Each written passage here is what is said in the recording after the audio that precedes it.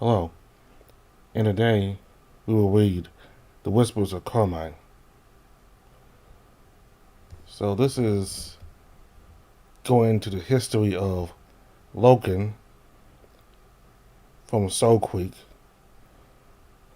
If you're up to date with Soul Creek, then you know about Loken and his past as a child. And there was this tribe that kind of, I think, worshiped the demons or worship or they at least they kind of like worship the demons or Soul Creek, something like that, and they all got killed, and I think Loken witnessed it. So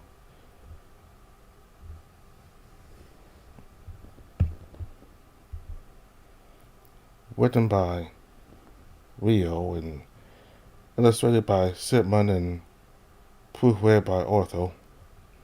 Author's notes: the following work of fiction is intended to be a supplement to the visual novel Soul Creek. The narrative takes place before the events of the main story. Reading The Whispers of Carmine in isolation may lead to a confused experience, as the reader may not be familiar with the world these stories take place in.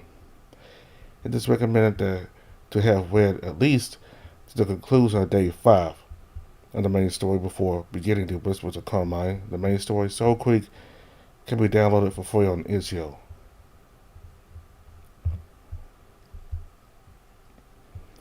Content warning: this story contains graphic descriptions of violence and horror that some readers may find distressing. You must be 18 years old, reader. You must be 18 years old or older to read.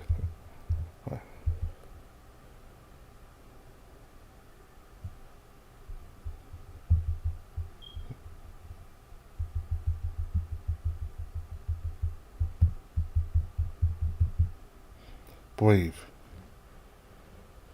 It hurt to watch. I felt his pain and ached to console him, but affection would ruin his progress. The boy of 13 sat in his lotus position, on his glutes set, body wet with tension. There was a flash of agitated teeth. Bring your mind back. Focus. Just breathe. In and out. I loved the boy more than he could fathom.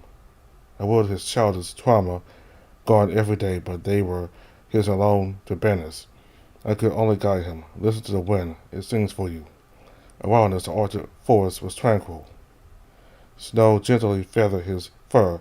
A calm breeze endeavored to soothe him to no avail. I watched his fist clench and his chest rumble in stress.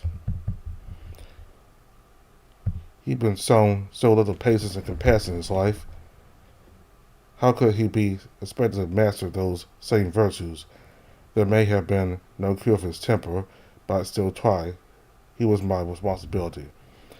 Despite the peaceful forest clearing, the calming snow he loved so much, and all my instruction, the boy broke his trance abruptly.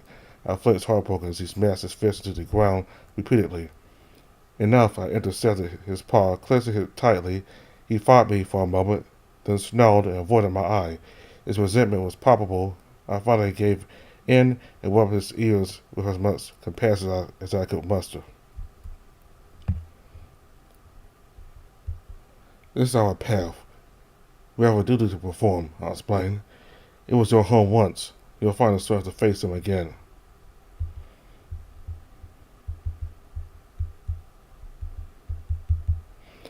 I cupped the boy's cheek and turned him to face me, offering a comforting smile. Come, Loken. You know at least Ravona will be pleased to see you. His tail flicked. I pulled him to his feet, clasped him around the shoulder. I got far too familiar with him over the years. His need for compassion had awoken something similar to within me. I only hoped that my guidance so far would be enough to keep him grounded, if only for the brief hour we'd be at the village of his birth. Through crunching, ankle-deep snow we arrived. The Draconic village was industrious as I remembered it. Even sealed with ice and snow, it wasn't as impressive as the Riptide. It wasn't as impressive as the Riptide clan, but still something of a haven. Logan remained glued to my side, silently seething at every sight and sound. I was afforded my strange stares. I was afforded many strange stares. It was odd enough to see a black one among the clans, let alone a biped of my breed. Wolves were rare enough alone, and Arctic wolves were close to legendary. They still have been familiar with Logan. He grew up here with a wide reputation, yet none stopped to greet him. Okay? I patted the husky's shoulder, drawing him closer. He whined melancholy, like a melancholy beast. I sharply whistled, making him jump. None of that, little one. Words or silence. He hated me for that wool, but he could speak. He wanted to learn. I needed to stay firm. We crossed the street swiftly. The hull was a monstrous building, arrogant in its design, and weighed down by snow. Pulling my hood down, I grasped iron handles and pushed the heavy oaken doors forward. They groaned in the effort. Logan snuck beneath my arms to enter into the warmth.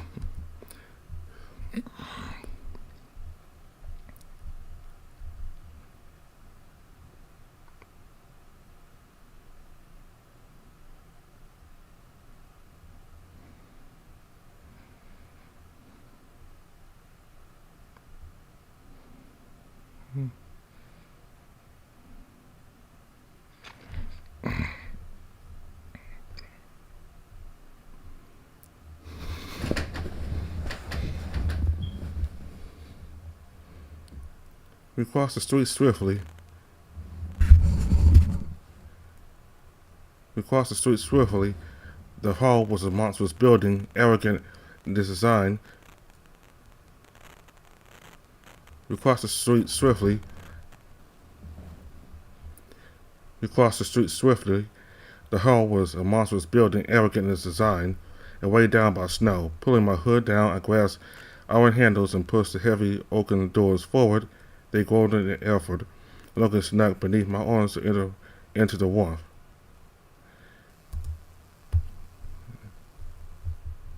Within was a long, bustling chamber. Rectangular dining tables lined the walls, upon which hung blunted weapons and woven tapestries of abstract patterns, and gray pillars stood between the tables. A blazing fire pit ran the length of the center. The Draconi were gathered around, warming themselves with pleasant conversation, company, and food. Our arrival caused a stir.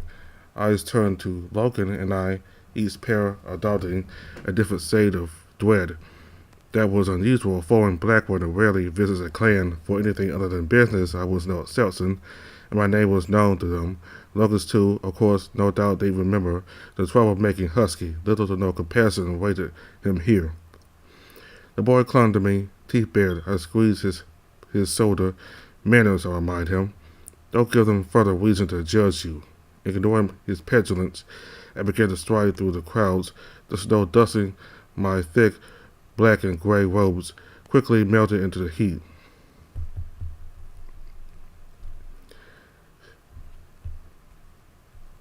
At the end of the hall was a throne-like seat, elevated or a platform. Its occupant, an Asian bison, gestured me closer with a tip of her head.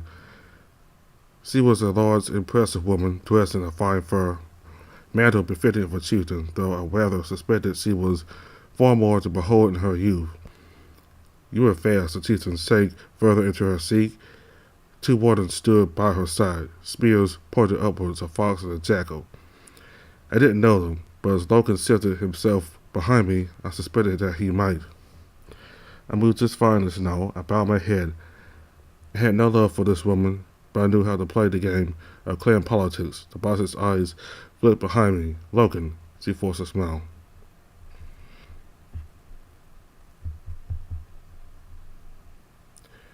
The boy growled. I tugged him to my side. He's doing fine. You speak for him? I do. The chieftain tutted. No different. Before Logan could even snarl, I bared my own teeth. He is mine, I declared. You'll earn his respect. The two wardens glanced at their chief. Goyen only rolled her eyes. merely hoping for a final greeting. It's been 3 years. I folded my arms. We don't intend to make it longer. To business? It must have been a long trip from Riptide. Drink food, spare us business. The messenger said it was urgent. Goyans just shook her hand at me. It wasn't me who asked for you. Then why are you talking? I resisted the urge to grumble. First Guardian. Goyan barked loudly to the side. There was a pause, a shuffling of booted footsteps behind her throne before a figure emerged at my side. My acolyte swelled happily and abandoned me to rush at them, tail flailing madly. Dravonia, I exclaimed, smiling. The saber-toothed tiger quickly announced me with a sharp nod, but made a point of giving Logan her undivided attention first. There he is, she beamed, tussling him against her thigh and thoroughly petting his head, much to the boy's delight. It's so good to see you. You've been missed. I stepped back, enjoying the moment. Logan needed this. More than anything, I glanced at Goyan, whose lip was curled in distaste. Travonia's shameless affection for Logan felt like a welcome defiance. You've been behaving? Travonia offered Logan a stern glare. The boy made a gesture with his paws, one I curiously never seen before. Good boy, I'm proud of you. Extremely proud. She clasped her shoulders tightly. You'll be a great black runner, but I want you to return here when you're ready. Whatever your path, this is your home. Goyan seemed to scoff, but behind him, Logan beamed happily. He made an odd gesture, 2 quick taps to his chest. I'm afraid not, Travonia said sadly. Logan's face fell slightly. Hey now, chin up. There's a fever rife beyond the spine. Aeon is helping people. You'll see him soon. Logan seemed glum, but nodded. He tugged something from his pocket to show her with childish wonder. I chuckled. Oh? Travonia's eyes rose, giving him her most curious expression. You found something? Travonia bowed her head sharply to Goyan. Come on, Logan. Your mentor and I have business to discuss. Logan gave Goyan a final fearful stare before Travonia led us away. We crossed to the opposite side of the hall, weaving between packs of merry Draconi. Logan clutched Travonia's arm. She's as courteous as ever, I laughed, once out of earshot of the chief. As soon as she lacks the courtesy to just die. Only the most stubborn of shits managed to cling on for this long. Who will replace her? Travonia blinked at me. It's good to see you again, Aya. How are the zones treating you both? We came to a stop at an empty table, secluded from the raucous crowds that sat opposite Travonia, while Logan perched next to her. Anslanders are unsettled. There's a war going on. Tell me how I can help. I shook my head. It'll work itself out, a draconian wife offered a mug of ale to us. Travonia took one. I politely declined. Logan frowned, then glanced at me for permission. Go ahead, I smiled. He nervously took a mug, setting it down, and poking his snout inside the sniff. I turned back to Travonia. About time you made first guardian. It's a formality, Travonia swore. No one else is willing to wipe our chieftain's ass. I knew Travonia better than that. Besides her, Logan suddenly started spluttering. The ale hadn't quite agreed with him. Travonia chuckled, patting his ears. How is he really? Coming back here was challenging.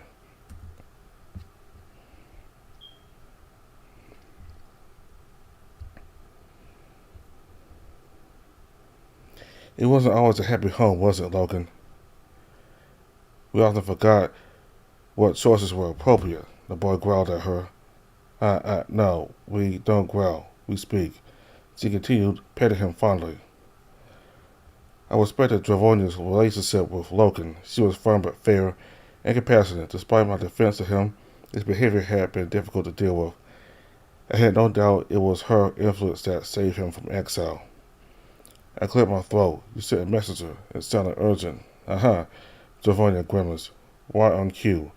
She nodded behind me. Why did I sense the crude steps of someone else rushing to meet us? 2 hands clapped Two hands slapped raucously down on my shoulders from behind as I jumped for my weapons in socket had I not recognized the voice behind him. Aya, you fucking bitch. I miss you. Don't you dare leave me alone with these dope pricks for so long again. I pulled back I was pulled back into the powerful embrace of another saber-toothed tiger, bearing me a toothy grin with breath absolutely soaked in the stench of alcohol. Her tribal garb marked her as a talented hunter. Her hair fur was knotted into beaded beaded dreadlocks, and her stark orange and black pelt glowed in the light of the fire pit, once her dark teeth was broken at the tip.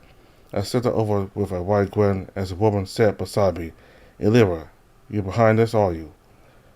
Just love getting my paws muddy, she barked, then picked up Logan's mug of ale. You drinking this pub? Logan just stared, eyes wide, then shuffled closer to Dravonia. Elira sweat, necking the entire mug. Why don't we find a drink you actually enjoy, Logan? Aya and Elira can talk. Dravonia whispered to the pup.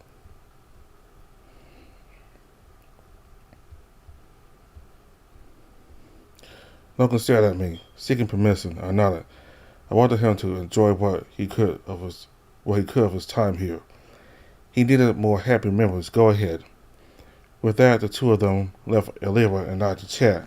Giovanni's sisters was far less courteous, but I enjoyed her company. Is Kai's here? I didn't see him. Nah, probably got his fingers up some twat. I once grabbed another mud that would have been abandoned on another table and swallowed half of it, though it were mere air.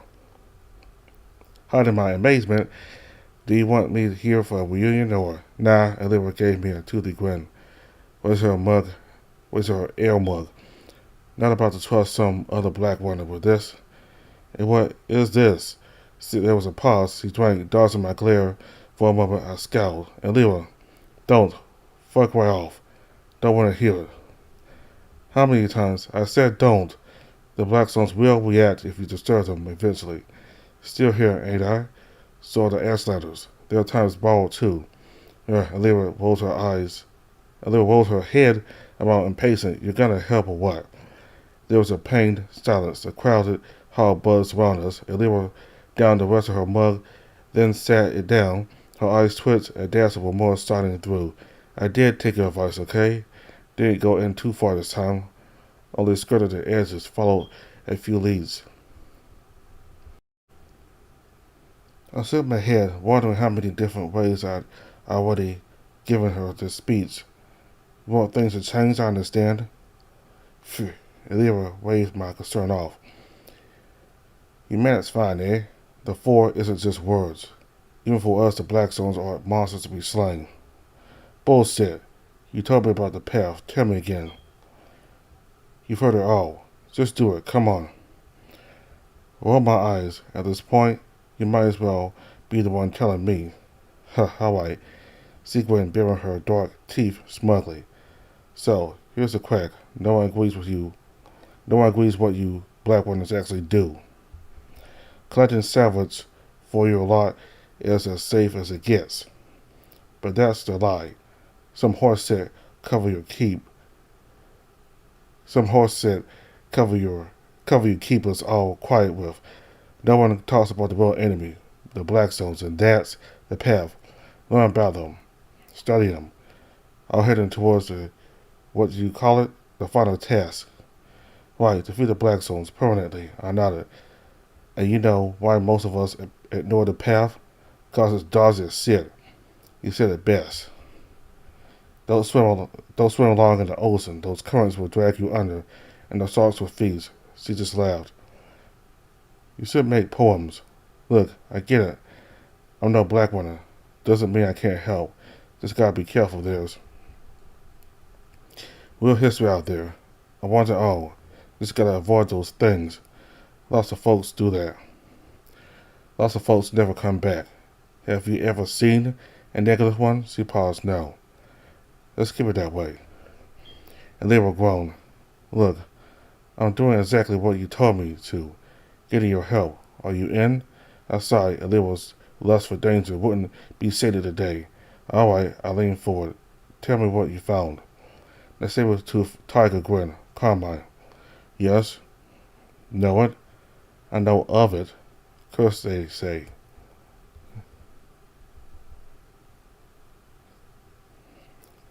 They say a lot of things. The Oxtail clan keep those woods to themselves. Where's this going?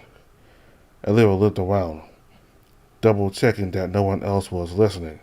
Hadrina had a messenger passing by the area. They were heading for the spine. I gulped. Hadrina still alive?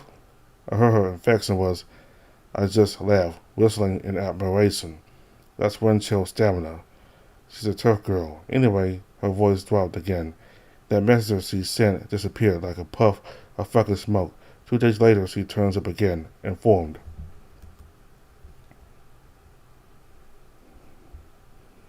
Hadrina would never send a message through a black zone. She's smarter than that. She didn't. The route was near Carmine. Zana, the wise, is behind it. I still baffled. Who? Oh, fuck off. You know her. I generally don't. Chieftain of the Oxtail clan. She's supposed to be some kind of legendary shaman. She says she can do things with Dawn Lily that'll turn your tits into bollocks and your bollocks into toads. I smiled. She sounds like your kind of witchcraft. There was a pause. So what's the link? You're suggesting Zana is using her medicine to turn these people into informed? Maybe. I think you're misunderstanding what the informed are. Nah, did you know Carmine is built on the border of the black zone? It's nearby, yes. That doesn't mean. Nah, sister, it isn't nearby. It's on it. Half in, half out. I laughed out loud. That's absurd. I thought black women weren't allowed to think of. I thought black women were allowed to think that stuff. Were allowed to think that about stuff. She went. I know the informed don't spew out of nowhere like that. The black zones are always involved, and Carmine is sitting in one. I was forced to shake my head, still not convinced. How's this then? That messenger isn't the first to go near Carmine and disappear. Isn't the first to turn up informed either.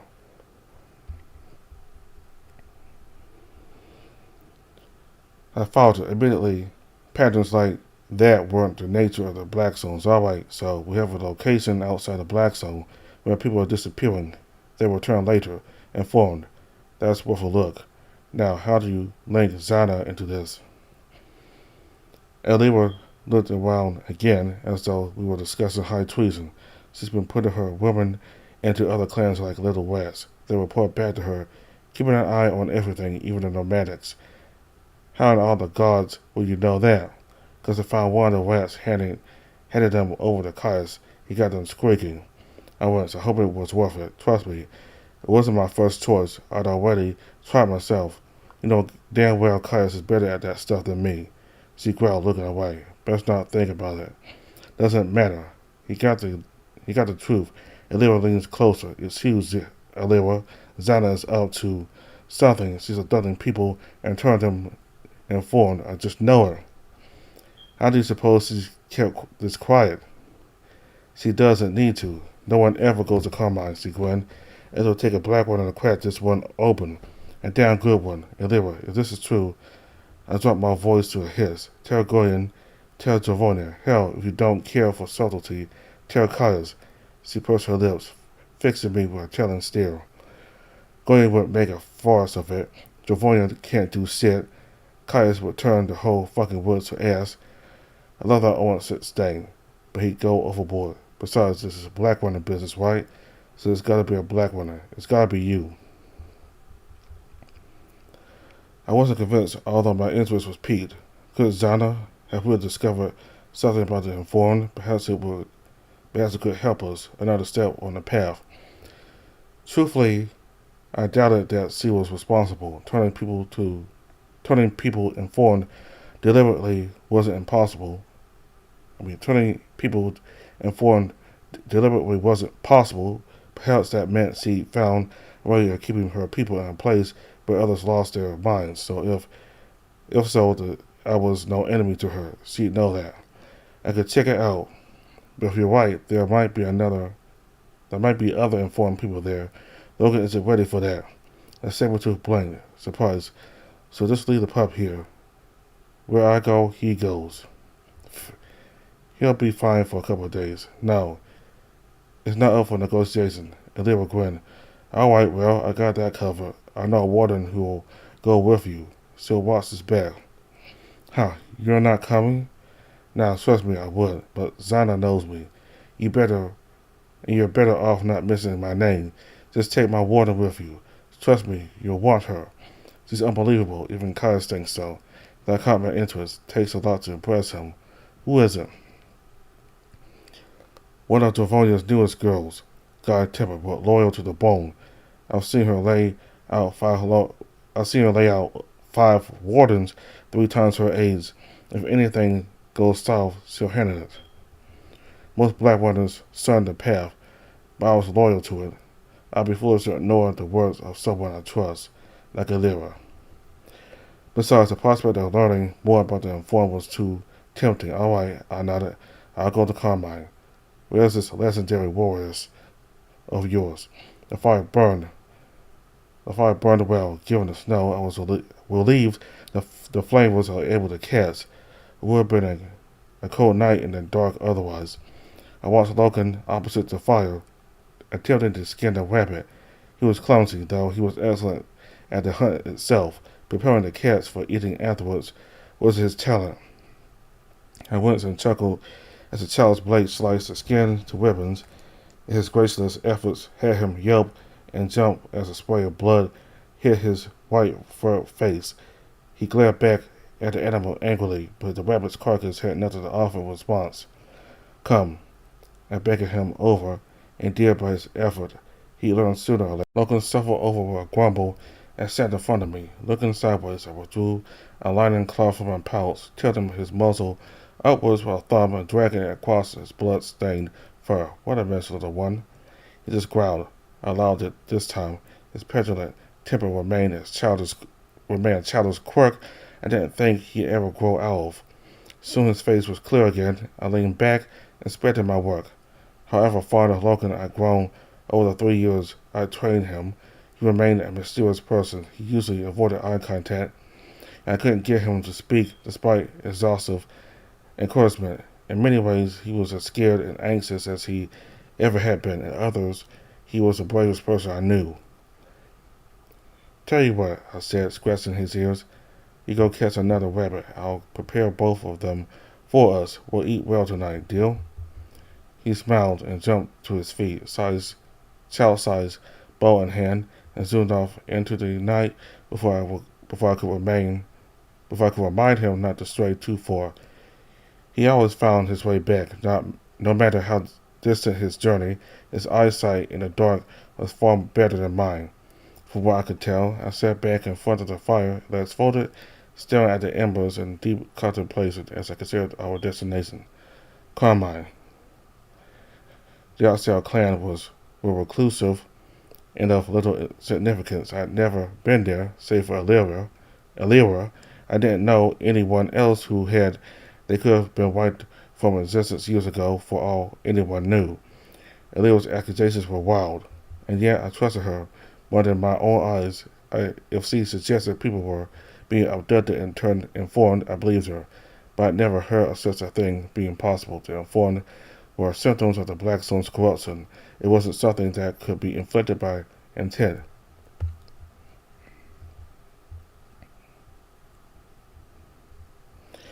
It was all strange. Too strange. There was a thump, and there was warrioress flopped down beside me, brushing snow from her shoulders. When I was introduced to the most promising fighter in the clan, I wasn't expecting someone quite so young. Taki had less than 30 years.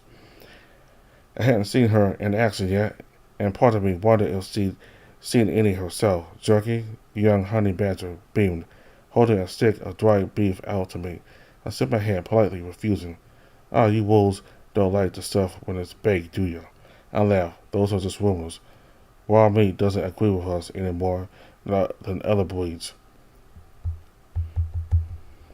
Yeah. Ain't many of you Ain't many of you lot to ask. I chuckled, and she immediately raised her hands in apology. I said, didn't mean it like that. It's alright, it's only the truth, rules of sparse. Gotta admit, never seen one like you, white fur, you know. Enjoy the sight. She joined me in staring at the flames. While I was always comfortable with silence, Taka didn't seem to be. She squirmed, hair flicking from side to side. You haven't been on any expeditions, have you? I asked. Yeah, me? Nah. Well, we're a couple of hunting parties. Zavonia mostly keeps me close. I smirked. She's grooming you for first guardian. Taki blinked. Yeah, she's first guardian. I ain't being Gillian's ass wiper. I said nothing, only nodding in silence. Still, I ain't all great, you know. Got me a good taste of blood close to the Blackstones once. Ashlanders, cowards, could smell the shit in their pants when they ran off. I laughed again, as is their custom. There was a pause. Taki was nervously juggling her feet. Alira spoke highly of you. The honey badger scoffed modestly. Pah, fucking love that bitch, Javonia too. Hard as fucking Rhino's cock. Sharpest one too. Did they teach you to fight? Kinda. Already had a thing for it. Javonia helped. She pulled me out of some real shit. What kind of trouble were you in? She flinched. Yeah, weren't always a good kid, you know. Bored. Tricked to fighting a lot. I was good at it. Too good. Broke some bones. Split some teeth. You know, Javonia saved my ass. Figured I just needed a good target.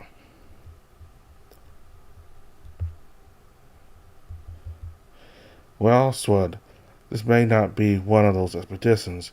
Running where black runners don't work. I figured we'd be sniffing about fur scrap. Never expected Carmine to be on the menu. It might be nothing, just a hunch Alira has, but the oxtails don't like outsiders. If they turn aggressive, your priority is to keep Logan safe, understood? She was taken aback by my abrupt, stern tone. People often were when they saw how shamelessly protective I was of my acolyte. Aye, I'll keep him sound. Promise. I knew him before you did, a bit. That put my brow up. You knew Logan? Well? Pah. Everyone did. Little Sid should have been exiled for behaving like a fucking animal. I suppose to growl. Well, he was afraid. He still is. Going back to the draconic terrified him. Yeah. Could see that little guys used to running soon as he got caught doing something bad. One time he severed some little girl's neck when they were playing tag. Guess he didn't realize it was only a game. Guy used to bite anyone who got close. I know. He was afraid.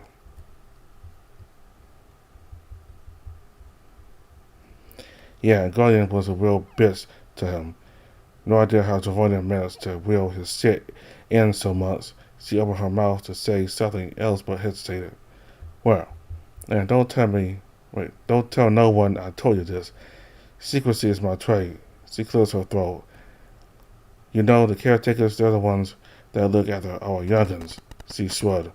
Well, there was this one of them, forgot their name. Logan was under her care. Thing is, there was rumors, like strong rumors, that she was mistreating him since he were a babe. Like, really mistreating him. No one gave a fuck, though, because Logan was a real prick, and she were all smiles. Other kids all loved her. I felt my gaze burn behind my eyes. This wasn't the first time I hear this rumor. Dr. Wences. Thing is, well, Javonia heard the rumors too. Gorian didn't want her interfering, but she ignored the order. How do you know this? Javonia and I were already tight by then. After Logan almost put their girl's throat out, Javonia spent like a day with him, just chilling with, trying to figure him out. The next day, she went and spoke to his caretaker, spent like 2 hours in there, no idea what they talked about. Dr. Silver, Javonia came out. He had this weird look on her face. I asked about it, but she was all chill. No problem, she asked. She said, never mention it again. But 3 days later, that caretaker is dead. Like, dead as shit. Real slow death, too. Gordon blamed Aslander's but But I found in Tweed a slow death seems like Caius' signature, but wait, did Dravonia get him to intervene? Taki laughed. Caius? Well, nah, that's the thing I see. I saw the body. When someone winds up dead like that, folks always assume Caius did it. Dravonia and Lyra are the good girls, and he's the fucking animal who rips people apart. She shook her head, but they don't know Dravonia like I do. Her brother's scary, sure, but she turns my fucking blood cold. I wasn't sure what to make of that. The Tiger triplets were well known in Alea.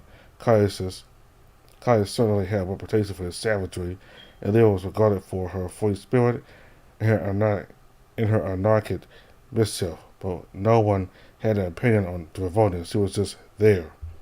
Tucker continued. After that, Logan hardly left Dravonia's side. Them two were tight. When he ran off, she was the only one that could get him back. She knew him. Folks thought she was the only one who ever spoke to her and maybe Aeon. I was under the impression that Logan didn't meet Aeon until he was older. Aye, those two bonded quick. Aeon's a good mo. A fucking good mo. Truth be told, so is Logan. Poor Pups just got a rough hand. Aeon saw that straight away. I smiled, nodding. I had to agree. Logan's de facto guardian was the smartest person I've ever met. And the kindness. He helped me more times than I could count. I looked back at the fire. Those burning coals left me dazed amid the darkness. I was thinking, was it imaginative? And who? Taki stared baffled. Logan, do you have any imaginary friends? The question seemed to perplex Taki. Nah. Nothing like that. Not that I knew. You have to ask Aeon or Dravonia. There was a pause. Why'd you ask? Seems kinda out there. After hesitation, I hummed uncertainly. I'm still getting to grips with his signs. Mostly he just listens. I sent him into the black zone by himself, ever so often, just to fetch small twinklets. That young? It's vital. Vigor is attuned and sharpened through its proximity to the black zones. After a time, it allows us to tread the ocean like we're a soar. Ocean. What do you mean, like creek? I laughed. Don't worry. It's a black runner expression. Anyway, sometimes when Logan returns from those trips, I think he's trying to tell me that he's made a friend out there. Taki laughed. In the black zone? Yes, someone his age. No one I ever saw proof of. I might be misinterpreting him. As far as I know, Logan is the only acolyte in Alea right now. Pah, that's fucking wild. Some random kid in the black zone? I thought they just ate you up. Possibly. I stared back at the flames, deep in thought. But I believe there's a depth to the fore I'll never fully grasp. I woke suddenly that night. A dull, familiar ache buzzed in my abdomen. I snarled. Rolling onto my side, the fire was still burning, and beside it, Lucky was sleeping deeply. Taka was too, sprawled flat on her back. I knew I wouldn't sleep for some time now. This was routine. I got up, wrapping my cloak around me, and left the campsite to clear my head. The pains were coming more frequently now. At first it would been every season, then every cluster of days, now every other night. I could no longer ignore it. I never shared the secret with anyone, not even Logan. I gritted my teeth, settling down against a nearby tree, gazing up at the blackened sky. I was still close enough to the fire to bathe in its dim light. With a lazy sense of defeat, I unfolded my cloak and gazed down at my belly, parted the thick white fur with one hand to find the source of the benign ache. A scar, longer than my thumb, dimmer than smudged ink, hidden well by my fur. I never been seen by anyone, and never would be. I gritted my teeth, staring at the visibly harmless old wound. A thorn-haunting blackness crawled into my thoughts, the same dark brooding I felt every time I looked at the scar. It was a memory. It grew darker every season, spreading like claws into my head. My spirit, that day in Bleakstone. I threw my cloak back around me, Grunting irritably, I refused to acknowledge it that night. I stayed awake for another hour until I was ready to sleep again. A blizzard struck that night.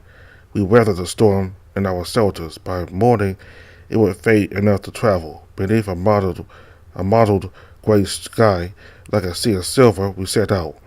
The village was deep inside a broad forest, far from the paths of traders and messengers. Only the desperately lost had any hope of stumbling across it. We began noticing clusters of flowers poking above the snow. All were red, audacious, vibrant, and proud.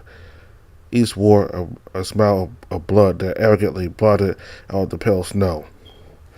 What remained of daylight had been mercilessly strangled by the canopy above by the time we arrived. Through thick trees and dense shrubbery, Carmine loomed into view. It was deeply claustrophobic. Thick, rickety huts had been built at illogical angles to endeavor seemingly to save what little space was available. Flames atop chest-height poles impaled in the ground marked the paths between the doorways. Sparse paths of ground uncovered by snow were utterly outshined by the red petals, thicker here than could be justified by words.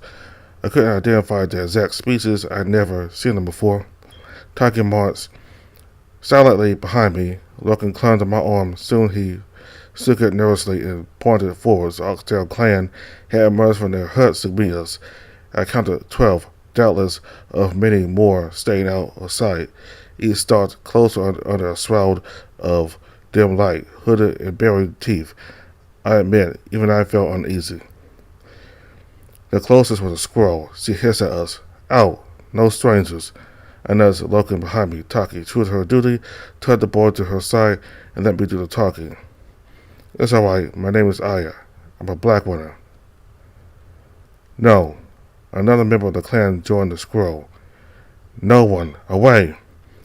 We'll be gone within an hour. I wasn't sure if that was the truth or not yet. There's been informed in this area. I'm here to help. There was no reply. They stood still as frozen statues caught in indecision. May I speak to your chieftain? Quite suddenly, the squirrel drew a short blade from the hidden sheath, cut in the air with a loud scrape. I stepped back, holding my arms up. Behind me, Taki shoved, looking further back, and snarled, Easy there, nutsucker. Right here to fight. Taki's lack of subtlety didn't serve us well. The remaining Oxtail tribeswomen drew similar crude weapons. Every single one of them was armed. I peered closer at them, yearning to discern the vacant, sour glares that never once blinked nor looked away. The only indication that they were at all living was an intermittent puff of cold fog blowing from their mouths. There was no sickness to them that I could tell, and yet it was somehow doubtless these people were unwell. Peace funds, the voice quiet and frail, cut through the scene like serrated shrapnel. The clan jolted back away and softened as though pulled on puppet strings. My frowning eyes turned to the direction of the new speaker. Cease your weapons and your fear. This is a friend. Zana, the wise, was old, very old. She hobbled with some indiscernible dignity that was unnerving to behold. A head shorter than me, the gray fur links drew closer with a walking stick of twisted pine, a thick cloak of black fur, and a bold number of bone twiglets hanging from her neck. Wilson arms she smiled through. A net of yellowing teeth, her sharp orange eyes lazily pulling my attention. She settled in front of myself, talking and looking before bowing her head. Welcome. She almost seemed to weep in gratitude. You are so welcome. Don't fucking feel like it. Taki hissed. We are the Oxtail clan, and wary of outsiders. I beg your sympathy and forgiveness for my people's caution. I played along. Zana, if I'm right, my name is Aya. I'm here, the Slayer. Yes, I know. Taki frowned at me, looking flinched at the name. I, quite used to the disgusting title, just smiled politely. That was a long time ago. Have I offended? Zana shook her head savagely. Of course not. All black runners have titles. It's tradition. Aye, judged by your deeds. Zana bowed again. Honored black runner, what brings you to the Arcel clan? We've no lodgings for the night. We'll be gone well before then. I just want to talk to you. Zana seemed surprised, truly. We've nothing here. All the same, if you have the time, Zana glanced behind me, wary of my company. I turned to Taki. Will you take Loken? Way outside the village. I won't be long. Loken growled loudly. Easy, pup. I smiled at him. I'll be okay. He wasn't buying it. Taki tugged me out of Zana's earshot. Her voice dropped to a hiss whisper. Fucking ain't right, this. You seen these pale fuckers? Nobody gonna try in there alone. Your duty is to the pup, not me. This is black woman business. Oh, fucker, can't he? I said no. I'll speak with Zana alone. Take Logan, watch him. She didn't answer. She looked back at Logan, then at me again. Please, Taki. Fucking fine. She didn't like it. I didn't either. I wasn't blind to the sense of danger, but I was a black runner. I'd honed that sense for a lifetime and made even the best of us complacent. Logan didn't go quietly. He running into my arms and clutching me tightly. I patted his head soothingly. Wait with Taki, Logan. He wasn't blind to the sense either. His will was strong. That would make him a great black runner one day. It took me a while to pry him from me, but he begrudgingly followed Taki away from the clan and out of sight. Behind me, Zana tapped her cane on the ground. Walk with me. She smiled sweetly. I followed. She led the way further into the village. I watched her move, keenly eyeing the straying limp of her step and listening to the cruel jungle of her bone trinkets. I couldn't quite place her age, but I gathered her to have many years of ongoing. She said nothing. There was only the sound of our crisp footsteps in the snow. I moved slowly to match her feeble pace. Around us, pale oxtail eyes followed. They kept their distance, some daring to show their fangs in warning. I ignored it all. If you don't mind me asking, I began, watching Zana very closely. Your people are far removed from the other clans. I value solitude as much as any other black woman, but why this isolation? Zana sighed. When I was young, we were nomadic people. There was a time when we pledged to join our clan with the greatest chieftain Elada has ever seen, Drosa. Were you aware that Drosa has been dead for quite some time? I wasn't. I'm sorry to hear that. Who stands in her place? Her son, Garrick. He was a sweetling, babe when I last saw him. The wind picked up. A cold shiver ran down my spine. It was a deeply familiar sensation or peril. I looked around alert, but saw nothing to garner attention just yet. Zana continued, oblivious. The bickering and brain of the clans for 2 months. We had no stake in Drosa's wars. We only want peace. Drosa was reluctant to grant it, so we took it ourselves. She came to a stop right by an open clearing in the woods. Beyond, I spotted several other structures that seemed abandoned, nestling shyly behind a clearing, a tree stripped bare by the bitter winter. Tell me why you come, Slayer. I couldn't take my eyes off the clearing. The cold silver was back. The wound in my gut stirred. Something sour lurked here. Informed people have been seen near your clan. Quite a number. Zana was dismissive. They're common, no? The black zones are chaos. There's no order to their nature. Their patterns, forms, and means something. Zana didn't reply. Have you seen anything? They disappear as bipeds, but curse beyond sense. Zana gestured to the clearing before us. Look, she said. Look closely, uneasy. I did so. Broken branches swayed in the bitter wind. What am I supposed to see? Keep watching. I did so. The dim light faded from the overcast sky. Beyond the forest, the lonely wooden structures melted into the darkness. One particular stood out, a barn, locked and isolated. I looked closer. A distant muffled groaning suffocated my thoughts. There it was. We were standing right on the precipice of the black zone. I could never mistake the sensation, a chill that trickles like venom into the soul. And one step within, the mind is drawn by a thick darkness that weaves with oppressive currents and haunting whirlpools. The black zone listens and mocks. Every whisper is a scream. Every step is a desperate fumble. I glared in horror. It was too focused. I glared in horror. It was too absurd and unlikely to fathom. I glared in horror. It was too absurd and unlikely to fathom. And Lyra had been right. The Oxtail clan had indeed built their entire village on the edge of this very black zone. Some structures even sat within it.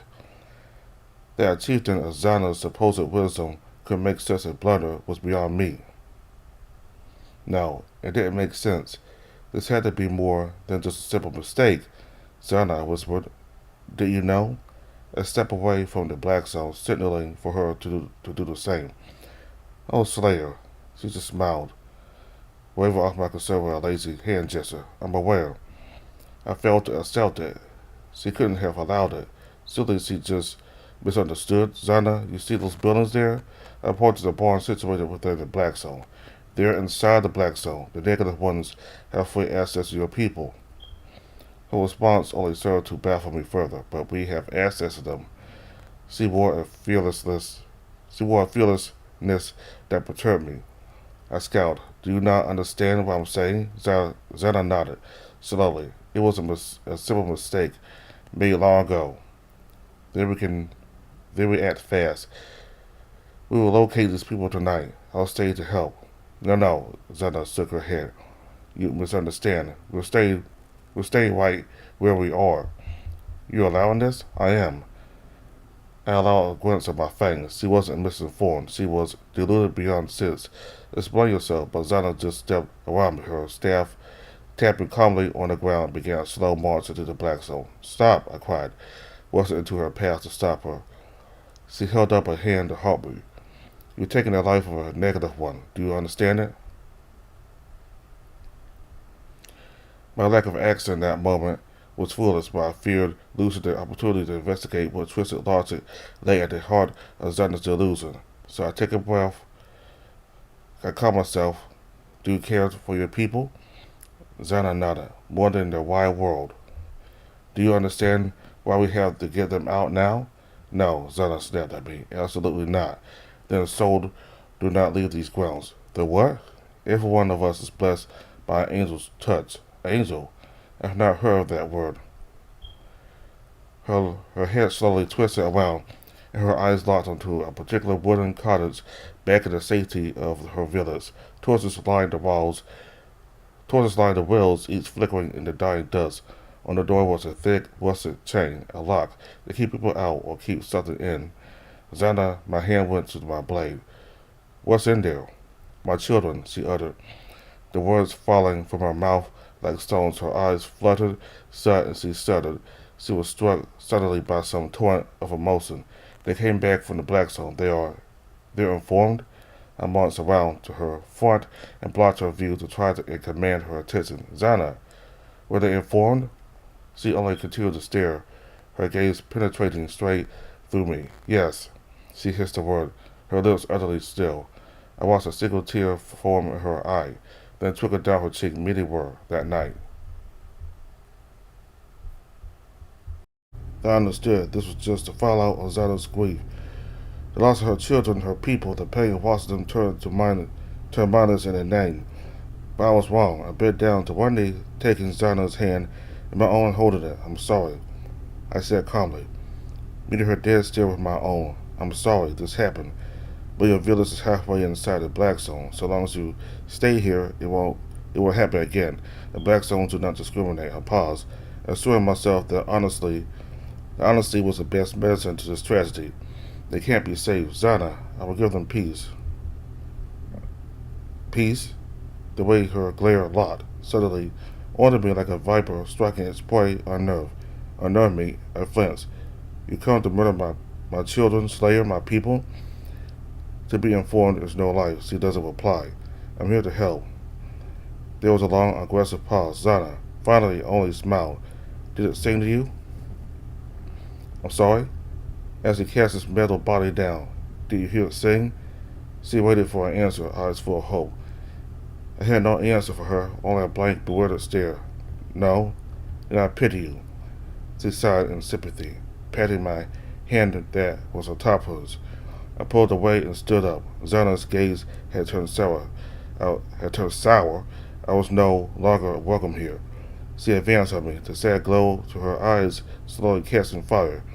Now a steadfast inferno of fury burned behind them. You and all the ignorant should be content to let us slip between these quacks, but to intrude on our solitude, our peace, to its death on our singers, our children, and mark that as capacity that won't be forgiven. I saw it then. What ailed her was more than simple delusion. It was a deranged, violent madness that bled from her as blood from an open wound. The painful truth dawned on me. You've been exposing your people to the black souls deliberately. Tell me it isn't true. It is true. And in the others, those missing who turned up informed, your work, yes, my work. I wasn't sure what acts to take. As black winners, we decide our own paths. Are we protectors, explorers, navigators? I never imagined meeting one who placed their people in the path of the black souls by choice. Such a thing was beyond imagining. Was I to arrest her, kill her, reason with her? Then I saw Zana's people gathering, angry, hostile faces bleeding through the dark, too many to count.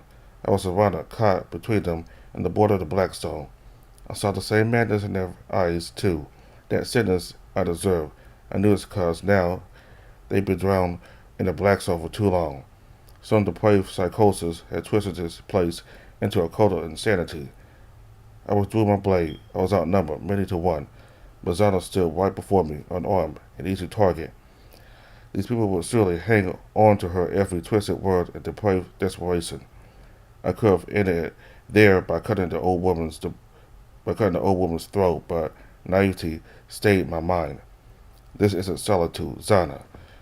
Do you not have eyes and ears in the heart of every clan? She looked at my blade, then back to me. There are no measures I won't take to keep my people safe. Why? When the music, Zana pleaded desperately with me. Have you listened? Listen to what? The wailing of the informed. There isn't music. It's meaningless. I pointed the tip of my blade at Zana's face. Immediately her followers, no, her cultists, started to charge forwards in alarm to save their leader. Zana held in hand to stay their fury. They froze. I shook my head, furious. You done this to your people? Robbed them of their senses.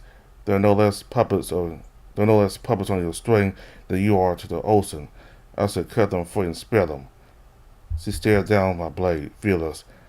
That would be a mistake. You should not have come here, Slayer. You cannot leave. She was right. I should not have come, but not for my sake. Logan was hiding nearby. For all I cared, they could kill me so long as the boy escaped with. They could kill me as long as the boy escaped with his life. But should I make that bargain? No, Zana. Zana's insanity clearly lacked all ends. She couldn't know where my heart lies, for she'd strike it without hesitation. As though on cue, a fox and Zana's clan jogged over and joined the circle of cultists surrounding us. The boy's gone, she blurted. So is the badger. While Zana's brow quest in disappointment, mine flexed in triumph. There it was. Logan was safe. Thank all the gods for Taki having the sense to lead him far from here. Now the stakes were mine. It was only my own life in danger here. I cared little for that. I was free to make whatever call I wanted. I raised my blade again, this time guiding its tip to Zana's throat. The Oxtail tribe stepped closer in alarm once more, but I snarled and bared every fang I had at them. Calm, I barked, or her blood will spill. The cultists faltered. Fearfully, I gambled correctly. Zana was indeed their weakness. They were devoted to her. If she died, their strings truly would be cut. But was I acting too rashly? I couldn't afford to miscalculate their madness. Killing Zana could return some sense of them, or they'd be seized by instant and total despair. No, I knew the Blackstones better than that. Without their puppeteer, they fall to an orgy of feral bloodlust, lacking rhythm, lacking rhyme or reason. No, best not to kill her now. They had to be handled carefully. You'll surrender to me, Zana. For your sake, cooperate. Caius will be far less lenient. It didn't surprise me to see her flinch fearfully at the mention of Caius' name. But she relaxed quickly. I see. The toxin, please.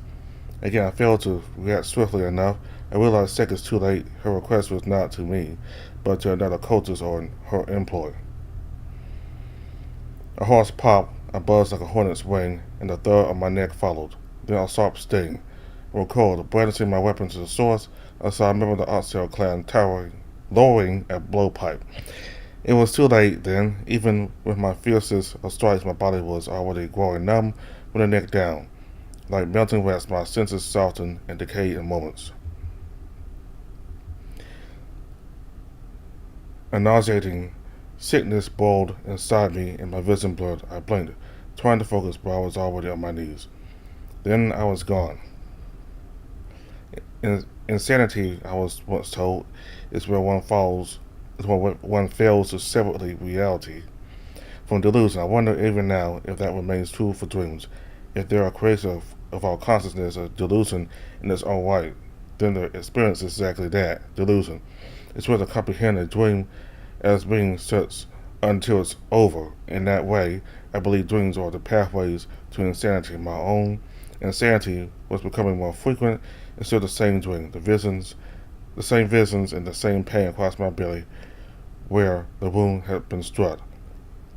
There had been no secret to my slaying of the negative one that day, just the desperate instincts of a black runner and a tube of gunpowder.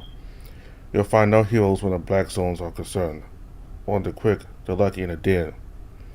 The dream of the blood thick in my throat, the pallid dust of the wounds clouds my fur, and pain racks me as I attempt to stay conscious. No words can describe the negative one itself. I recall only two distorted squeals and the stench of its undulating tendons, that of honey and feces. The negative ones are stubborn in their refusal to die. Limbs, torsos, and rusted pustules continue to flail and burst, challenge flapping madly in their throes. A death found my belly and pierced. I remember their shape perfectly, seven of them, thin like pine needles, each tip as small as a needle for sewing lining. Only one gained entry to my flesh, but it was enough. Drifting in and out of consciousness, I had taken some time before attending to my wounds and inspecting the fallen creature. I found no interest in it, only wishing to place limitless miles between myself and its corpse. But I found the talon that stabbed me, still wet with my blood, the very tip that snapped off. Okay, so that was the first half of The Whispers of Carmine. Well, the first 36 pages of it. So 64 pages total, so we're a little more than halfway through, so you get to see Logan here, and he's wearing modern clothing, which is totally different from what he usually wears. He just goes around shirtless and wears some kind of he wears pants, but it's not like modern, like what modern humans would wear. So, yes, he certainly looks very modern, like wearing these clothes here that you see here in the picture. And we get to see him. We get to see what he looks like as a child. And you know, if you read So Quick, you know about Aya, and Logan is he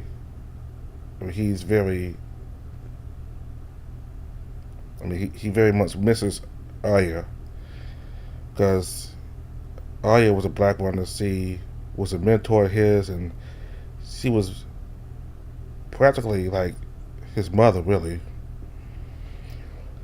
And she's the reason that he's the black runner he is today.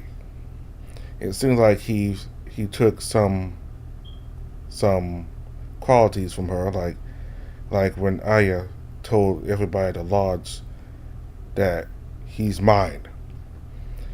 in the game, I mean in the main VN, so quick you hear Logan say that all the time. He's mine. When he thinks people are getting too close to um to the MC Alex. Like if he thinks people are getting too close to Alex, or if he thinks people are trying to take him from him, he would glare and growl at them and bare his teeth and tell them he's mine. So we got we certainly got to see that from Aya, and he seems to have gotten that from her. So we got to see, well, not see, but we got to hear from Javonia and Taki, and things are different now. This is before Javonia became chief, and at this time there was a chief that was, I forgot the species of the chief, but this is when the chief before Javonia was in charge of the clan, and Javonia was very supportive of Logan. Everybody in the tribe very much did not like Logan because he was a violent kid, and Javonia vouched for Logan when they tried to exile him because he got violent with a girl and I think did something to her throat, I guess. But I mean, I understand he's kind of violent, but I think exiling a child from the village, in my view, is kind of strange. I mean, I don't think children should be exiled. I mean, maybe like when you become an adult, but not like a child. But again, this is a tribe. I mean, this is hundreds of years into the future in this dystopian society, so they certainly don't go by the same rules modern humans did. So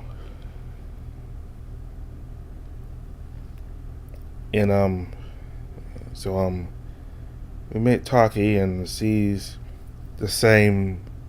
That's what we saw her in the main VN. You know, this brass and kind of a cocky and it's brass and but loyal and duty bound and just kind of like the broken language kind of stuff, the way she talks, and so the three of them, Taki and Aya and Logan, go to this tribe in Carmine, I think, or the Oxtail clan, and meet the chieftain.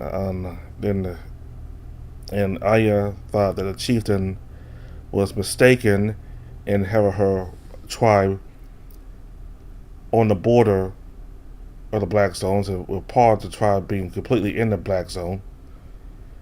So when she found out that the Zana, I think the chieftain's name is, when Zana did it on purpose, because apparently they get the blessing of some kind of angel. That's when Aya got angry at her, and then other members of the tribe tried to attack her, but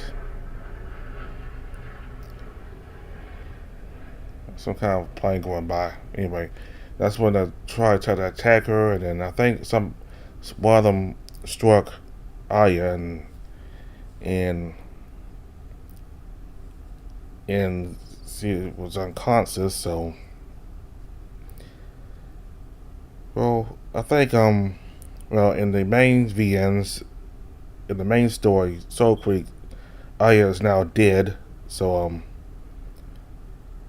I forgot if she died while here in this village or she died after leaving this village. But anyway, we'll figure out in the next video, and we'll finish off the Whispers of Carmine. So I'm enjoying this. So thank y'all very much for watching. Bye.